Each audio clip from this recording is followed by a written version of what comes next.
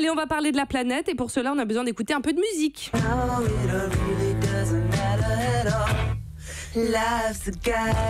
Oui, exactement, le groupe de glam rock T-Rex avec la chanson Life is a Gas, la vie ça gaze.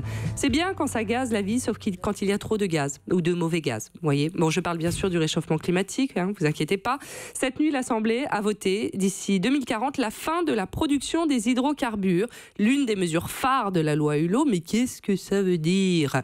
Quand on parle des hydrocarbures, on pense bien sûr au gaz de schiste ou au pétrole qui produisent des gaz à effet de serre. Mais il y a aussi d'autres secteurs de l'économie qui en produisent, comme la filière laitière et bovine. Oui. À cause de l'alimentation des bovins et leur transport, la production de bœuf produit beaucoup de gaz à effet de serre. Mais il y a les vaches elles-mêmes, avec leur flatulence, qui produisent du méthane et qui est aussi un hydrocarbure. Et selon donc une étude publiée par la revue Carbon Balance and Management, oui ça existe, eh bien on a sous-estimé de 11% la quantité de méthane produite par les flatulences, pardon, j'ai mal à le dire ce matin, bovine. 11%, mais c'est énorme.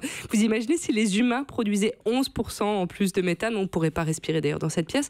Comment ça se fait? On peut déjà pas respirer. Alors, je ne sais pas, les vaches se sont mis à manger 11% de plus de flageolets. Ou alors est-ce qu'elles ont menti aux chercheurs quand on leur a posé des questions sur leur hygiène intestinale? Je ne sais pas. Comment lutter contre ce fléau? Demander aux vaches de bien se tenir ou alors de mettre des bouchons dans leurs fesses? Je n'y crois pas, absolument pas. Nom d'un père, enfin nom d'une pipe. Donc je ne vois qu'une seule réponse. Mangeons un peu moins de beefsteak, de roast beef ou de hamburger. Et écoutez, bonjour la France. Europe